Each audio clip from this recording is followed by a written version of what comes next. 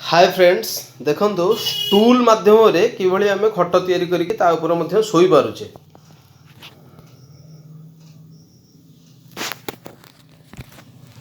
देखो बर्तमान स्टूल रे केमती तैयारी खटटे खाली स्टूल टे सजड़ा ही थुआई यहाँ मुंड पाखे रे उच्चता टिके अधिक अच्छी ए दुटा हाथ थोड़ा बालांस आराम से रहा यहाँ आमर हाइट अनुसार रखाई एपटे काले गोड़ बालांस रही दुईटा रखाई तापर आराम से आपण भी एमती सजाड़ी थोई पारे किसी असुविधा नहीं इथे किसी ना आराम से आराम से नहीं थोईदे पाखापाखि थोईदेकी आराम से शोवाई चेष्टा करेंगे किसी नहीं आराम से बसवे गोटे स्टूल रे बसला आराम से शोबे किसी असुविधा नहीं किसी स्टूल फुल पड़ोनी किसी नहीं आराम से शोईकी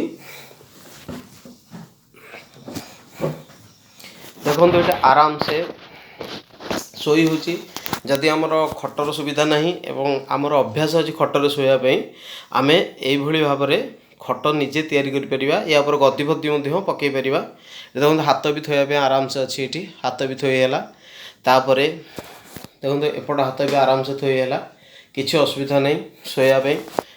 गोड़ पाख भी देखो आराम से एपट गोड़ भी थोईला एपटे रही एपट भी गोड़ थोई हे एमती गोड़ फाड़ी भी शोई हे आपड़ जमती चाहिए सेमती शोपारे मुंडे भी हाथ बेठ दे पारे आराम से शोबे।